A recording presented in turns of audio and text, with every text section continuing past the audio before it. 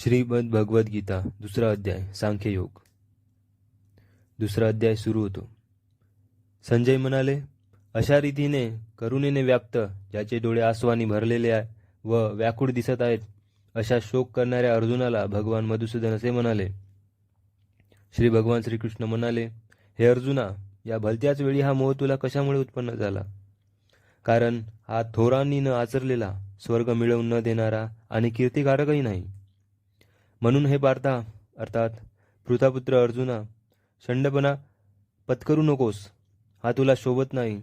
हे परंतपा, अंतःकरणाचा तुच्छ दुबळेपणा सोडून देऊन युद्धाला उभा राहा. अर्जुन म्हणाला, हे मधुसूदना, युद्धात मी भीष्म पितामहांच्या आणि द्रोणाचार्यांच्या विरुद्ध बाणाने कसा लढू? कारण हे सुदना, ते दोघेही पूज्य आहेत. म्हणून या महानुभाव गुरुजनांना न मारता मी या जगात भिक्षा मागून खाणेही कल्याणकारक समजतो. कारण गुरुजनांना मारूनही या लोकात रक्ताने माखलेले अर्थ व कामरूप भोगच ना भोगायचे. युद्ध करणे व न करणे या दोहांपैकी आम्हाला काय श्रेष्ठ आहे हे कळत नाही, किंवा आम्ही त्यांना जिंकू की ते आम्हाला जिंकतील हेही आम्हाला माहीत नाही. आणि ज्यांना मारून आम्हाला जगण्याचीही इच्छा नाही, तेच आमचे बांधव धृतराष्ट्रपुत्र आमच्या विरुद्ध उभे आहेत. करुणाव्याप्त दैन्यामुळे ज्यांचा मूळ स्वभाव नाहीसा झाला आहे व धर्माधर्माचा निर्णय करण्याविषयी ज्याची बुद्धी असमर्थ आहे, असाच मी तुम्हाला विचारित आहे की जे साधन खात्रीने कल्याणकारक आहे ते मला सांगा. कारण मी तुमचा शिष्य आहे, म्हणून तुम्हाला शरण आलेल्या मला उपदेश करा. कारण पृथ्वीचे शत्रुरहित व धनधान्य समृद्ध राज्य मिळाले किंवा देवांचे स्वामित्व तरी मिळाले, तरी माझ्या इंद्रियांना शोषून टाकणारा शोक जो दूर करू शकेल असा उपाय मला दिसत नाही. संजय म्हणाले, हे परंतपा अर्थात शत्रुतापना राजा, निद्रेवर ताबा असणाऱ्या अर्जुनाने अंतर्यामी श्रीकृष्णांना एवढे बोलून मी युद्ध करणार नाही असे स्पष्टपणे सांगितले व तो गप्प झाला. हे भरतवंशी धृतराष्ट्र महाराज, अंतर्यामी भगवान श्रीकृष्ण दोन्ही सैन्यांच्या मध्यभागी शोक करणाऱ्या त्या अर्जुनाला हसल्यासारखे करून असे म्हणाले. भगवान श्रीकृष्ण म्हणाले, हे अर्जुना, तू ज्यांचा शोक करू नये अशा माणसासाठी शोक करतोस आणि विद्वानांसारखा युक्तिवाद करतोस, परंतु ज्यांचे प्राण गेले आहेत त्यांच्यासाठी आणि ज्यांचे प्राण गेले नाहीत त्यांच्यासाठी विद्वान माणसे शोक करत नाहीत. मी कोणत्याही काळी नव्हतो, तू नव्हतास, किंवा हे राजे लोक नव्हते असेही नाही, आणि यापुढे आम्ही सर्वजण असणार नाही असेही नाही. ज्याप्रमाणे जीवात्म्याला या शरीरात बालपण, तारुण्य आणि वार्धक्य येते, त्याचप्रमाणे दुसरे शरीर मिळते, याविषयी धीर पुरुषांना मोह उत्पन्न होत नाही. हे कुंतीपुत्रा, इंद्रियांचे विषयांशी संयोग हे थंडी, उष्णता आणि सुख दुःख देणारे आहेत. ते उत्पन्न होतात व नाहीसे होतात, म्हणून अनित्य आहेत. तेव्हा हे भारता, ते तू सहन कर. कारण हे श्रेष्ठ पुरुषा, सुखदुःख समान मानणाऱ्या ज्या धीर पुरुषाला हे इंद्रियांच्या विषयांशी संयोग व्याकुळ करीत नाहीत, तो मोक्षाला योग्य ठरतो. असत वस्तूला अस्तित्व नाही आणि सत वस्तूचा अभाव नसतो. अशा रीतीने या दोहांचेही सत्य स्वरूप तत्वज्ञानी पुरुषांनी पाहिले आहे. ज्याने हे सर्व जग दिसणाऱ्या सर्व वस्तू व्यापल्या आहेत, त्याचा नाश नाही, हे तू लक्षात ठेव. त्या अविनाशीचा नाश कोणीही करू शकत नाही. या नाशरहित, मोजता न येणाऱ्या नित्य स्वरूप जीवात्म्यांची ही शरीरे नाशिवंत आहेत असे म्हटले गेले आहे. म्हणून हे भरतवंशी अर्जुना, तू युद्ध कर. जो या आत्म्याला मारणारा समजतो, तसेच जो हा आत्मा मेला असे मानतो, ते दोघेही अज्ञानी आहेत. कारण हा आत्मा वास्तविक पाहता कोणाला मारत नाही आणि कोणाकडून मारलाही जात नाही. हा आत्मा कधीही जन्मत नाही आणि मरतही नाही. तसेच हा एकदा उत्पन्न झाल्यावर पुन्हा उत्पन्न होणारा नाही. कारण हा जन्म नसलेला, नित्य, सनातन आणि प्राचीन आहे. शरीर मारले गेले तरी हा आत्मा मारला जात नाही. हे पार्था अर्थात पृथापुत्र अर्जुना, जो पुरुष हा आत्मा नाशरहित, नित्य, न जन्मणारा आणि न बदलणारा आहे हे जाणतो, तो कोणाला कसा ठार करविल किंवा कोणाला कसा ठार मारेल. ज्याप्रमाणे माणूस जुनी वस्त्रे टाकून नवीन वस्त्रे घेतो, त्याचप्रमाणे जीवात्मा जुनी शरीरे टाकून दुसऱ्या नव्या शरीरात जातो. या आत्म्याला शस्त्रे कापू शकत नाहीत, विस्तव झाडू शकत नाही, पाणी भिजवू शकत नाही आणि वारा वाळवू शकत नाही. कारण हा आत्मा कापता न येणारा, जाळता न येणारा, भिजवता न येणारा आणि निसंशय वाढवता न येणारा आहे. तसेच हा आत्मा नित्य, सर्वव्यापी, अचल, स्थिर राहणारा आणि सनातन आहे. हा आत्मा अव्यक्त आहे, अनचित्य आहे आणि विकाररहित आहे असे म्हटले जाते. म्हणून हे अर्जुना, हा आत्मा वर सांगितल्याप्रमाणे आहे हे लक्षात ठेवून तू शोक करणे योग्य नाही.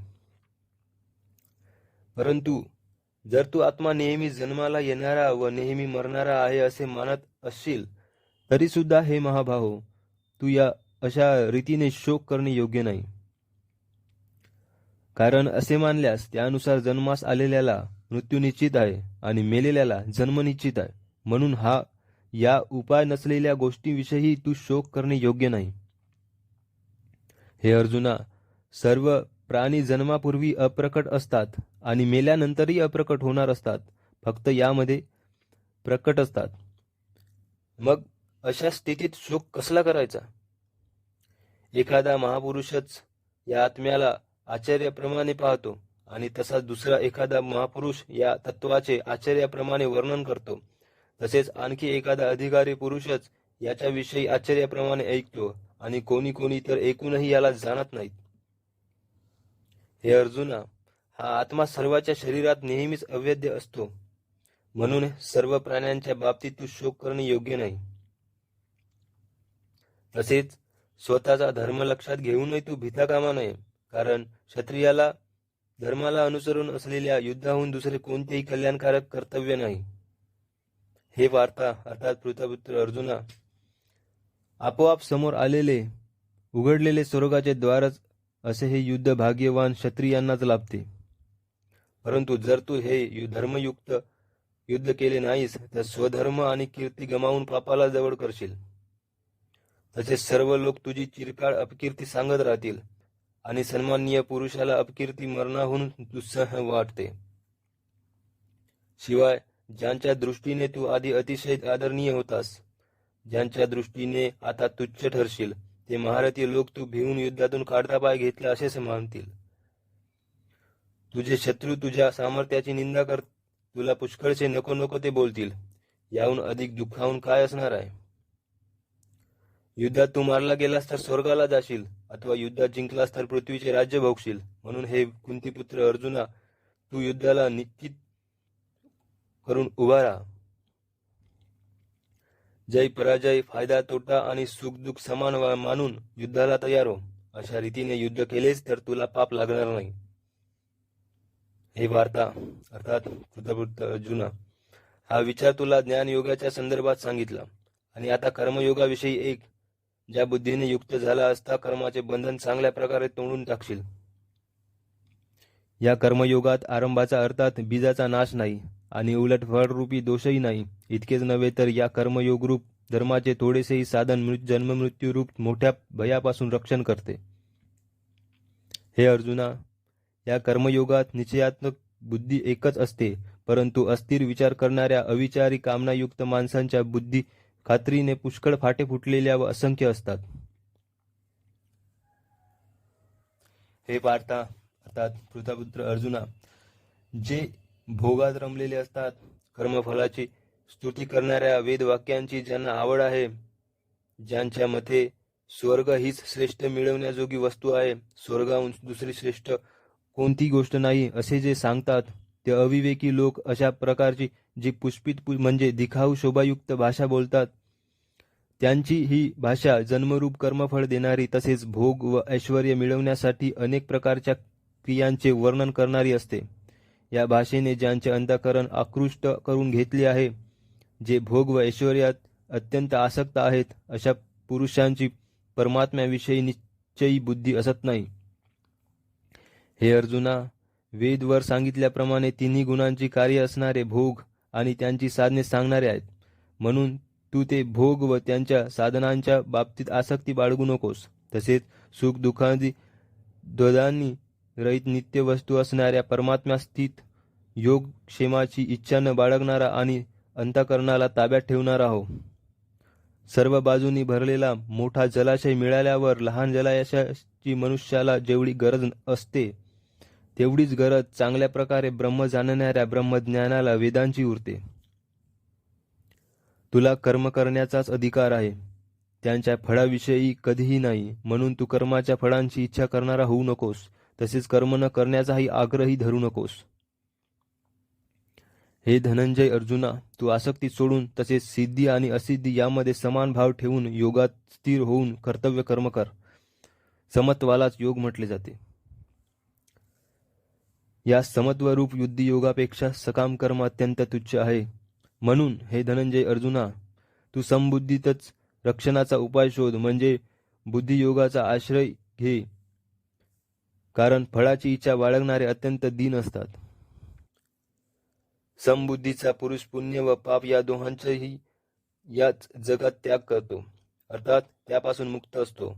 म्हणून तू समत्वरूप योगाला चिकटून राहा. हा समत्वरूप योगच कर्मातील कौशल्य आहे, म्हणजेच कर्मबंधनातून सुटण्याचा उपाय आहे.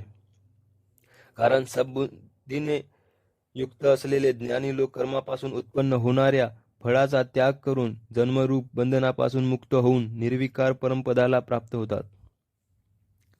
जेव्हा तुझी बुद्धी मोहरूपी चिखलाला पूर्णपणे पार करून जाईल, तेव्हा तू ऐकलेल्या व ऐकण्यासारख्या इहपर लोकातील सर्व भोगांपासून विरक्त होशील. तऱ्हेतऱ्हेची वचने ऐकून विचलित झालेली तुझी बुद्धी जेव्हा परमात्म्यात अथलपणे स्थिर राहील, तेव्हा तू योगाला प्राप्त होशील, म्हणजेच तुझ्या परमात्म्याशी नित्य संयोग होईल. अर्जुनने विचारले, हे केशवा, जो समाधीत परमात्म्याला प्राप्त झालेला आहे, अशा स्थिरबुद्धी पुरुषाचे लक्षण काय? तो स्थिरबुद्धी पुरुष कसा बोलतो, कसा बसतो आणि कसा चालतो? भगवान श्रीकृष्ण म्हणाले, हे पार्था, ज्यावेळी हा पुरुष मनातील सर्व कामना पूर्णपणे टाकतो आणि आत्म्यानेच आत्म्याच्या ठिकाणी संतुष्ट राहतो, त्यावेळी त्याला स्थिर प्रज्ञ म्हटले जाते. दुःखदायक प्रसंगी ज्याच्या मनाला खेद वाटत नाही, सुखांच्या प्राप्तीविषयी ज्याला मुळीच इच्छा नाही, तसेच ज्याचे प्रीती, भय व क्रोध नाहीसे झाले आहेत, असा मुनी स्थिर बुद्धी म्हटला जातो. जो पुरुष सर्व बाबतीत स्नेहशून्य असून त्या शुभ किंवा अशुभ गोष्टी घडल्या असता प्रसन्नही होत नाही किंवा त्यांचा द्वेषही करीत नाही, त्याची बुद्धी स्थिर असते. कासा सर्व बाजूंनी आपले अवयव जसे आत ओढून धरते, त्याचप्रमाणे जेव्हा हा पुरुष इंद्रियांच्या विषयापासून इंद्रियांना सर्व प्रकारे आवरून घेतो, तेव्हा त्याची बुद्धी स्थिर झाली असे समजावे. इंद्रियांनी विषयांचे सेवन न करणाऱ्या पुरुषाचे केवळ विषयच दूर होतात, परंतु त्याच्या विषयी आवड नाहीशी होत नाही. या स्थितप्रज्ञ पुरुषाची तर आसक्ती परमात्म्याच्या साक्षात्काराने नाहीशी होते.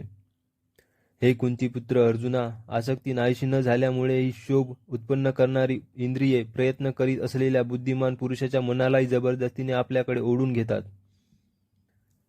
म्हणून साधकाने त्या सर्व इंद्रियांना ताब्यात ठेवून चित्त स्थिर करून मनाला माझाच आधार देऊन ध्यानास बसावे. कारण इंद्रिये ज्या पुरुषाच्या ताब्यात असतात त्याची बुद्धी स्थिर होते.